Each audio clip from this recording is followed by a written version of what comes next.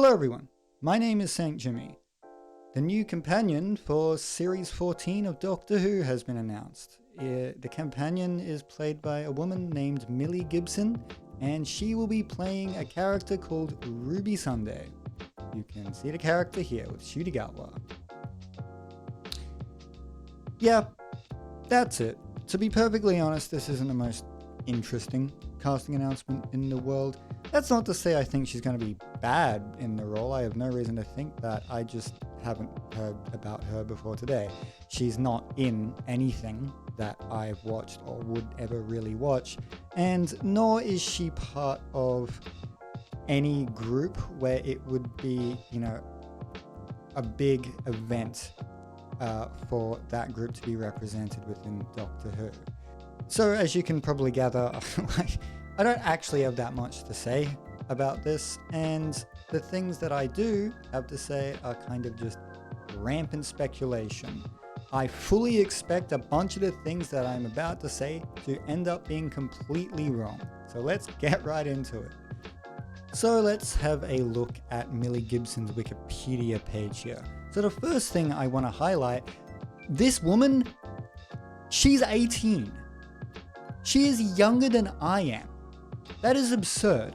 Like, I cannot fathom that I've gotten to the point where I'm only 21 and already, like, characters on my favorite show, companions on one of my favorite shows, they're younger than I am, which is absolutely insane. And it's really interesting that an actor as young as this is playing this character, because usually what we'll see is, for example, Billie Piper, I think, was in her 20s when she played Rose Tyler, who was 19 in Series 1. So, usually we'll have older actors or actors in their 20s play teenagers. But here we have an actual teenager playing a teenager. So that's interesting. This woman probably doesn't have as much experience in acting as, well, obviously an older person would. But, I do trust RTD. I think he probably knows what he's doing, and I don't think he'd choose a bad actor. So, yeah. So it seems like the thing that Millie Gibson here is most known for is playing a character called Kelly Nealon in Coronation Street. Believe it or not, I've never seen Coronation Street. It's not really up my alley. And to be perfectly blunt, from what I understand of soap operas, the standard of acting is not very high. So that's not to say that Millie Gibson would be bad. I don't think she will be, or necessarily will be. It's more to say that the fact that she was on Coronation Street, even though that's a really big show, it doesn't actually show much about her acting chops. Now that said, she did win the British Soap Opera Awards for Best Young Actor. Again, that's for a soap opera, so again, not the biggest competition. And she did, I love this line, during Gibson's time on the show, her character's storylines have included being found guilty of murder. That's awesome. I'd love to have a murderous companion in Doctor Who. That sounds great. She's also dealt the death of a mother from cancer, and she was kidnapped. That's less funny. But I guess it does show that Millie Gibson does have at least some range as an actor. She can definitely play the more emotional scenes required of a companion in Doctor Who. And hey, she might even have a darker side. Maybe not a murderous companion, but I definitely wouldn't mind seeing a character who's like morally questionable. That would be interesting. And now here's where we get to the rampant speculation. So the first thing that I noticed when I saw this image is, the first thing I thought was just Rose. She looks like Rose. Like, she has blonde hair, she's young. This is very much, at least on the surface, just from looking at her, a very similar companion to Rose. And also, this outfit here, this immediately strikes me as very similar. These overalls specifically. If we have a look here, obviously it's not the same outfit, but it's similar. So what's going on here? Was this intentional? Because I also want to highlight that in the 60th anniversary specials, there is a character called Rose, who's not Rose Tyler, who is played by an actor called Yasmin Finney.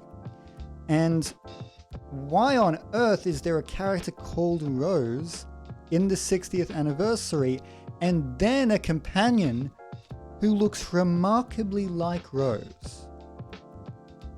Am I reaching here? Probably. But it seems interesting. Is RTD maybe trying to tease us? Because, I mean, he has to know what he's doing. Maybe not with this one specifically here.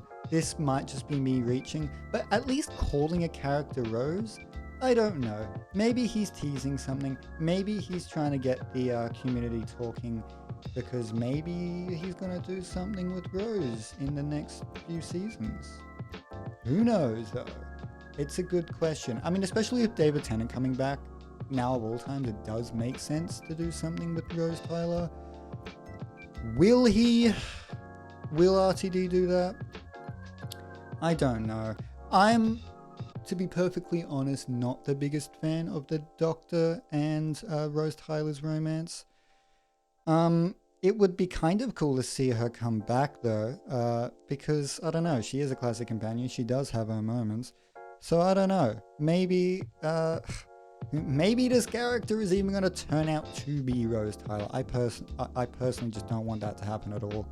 I think that's just boring. I want a new companion, for God's sakes. But yeah, I don't know. Rampant speculation over, I guess. But let's really quickly highlight what we don't know, even after this announcement. Because we only know what this character looks like and her name.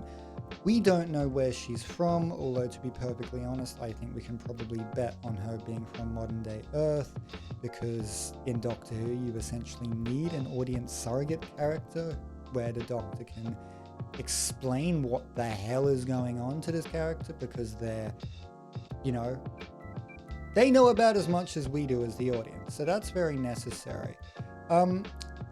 We also don't even know if this character is human. I just had a very wacky theory come into my mind. What if this character is a Time Lord and they regenerated into what they thought Rose Tyler would look like?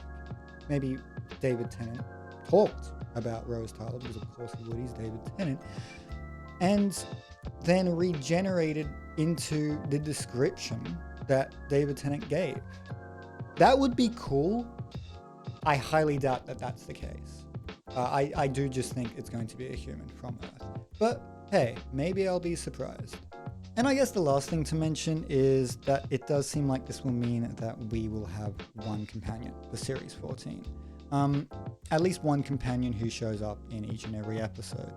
To be perfectly honest, I'm kind of disappointed by this, at least a little bit. I do tend to prefer TARDIS teams with 2 people, maybe even 3, although the one time that happened, it didn't go particularly well. That said, I don't know. It's just more interesting and creates more interesting dynamics when there's more than 2 people in the TARDIS. Now that said, RTD is known for his sort of side characters who show up for 1 or 2 episodes a series. John Barrowman with Captain Jack is the best example of that.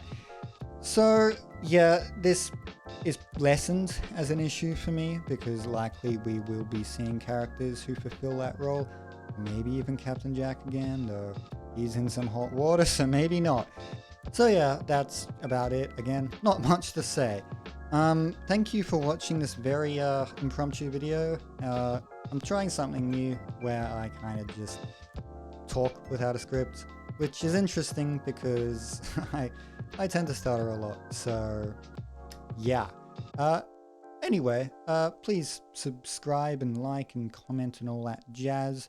Again, if you're new to the channel, I'm just starting to be a Doctor Who channel. This is actually my first video before making that change, and expect more videos soon. I will likely be making a more well-edited video next. I just wanted to get this video out because this is news that came out today, or at least today in Australia. So yeah, thank you for watching and goodbye.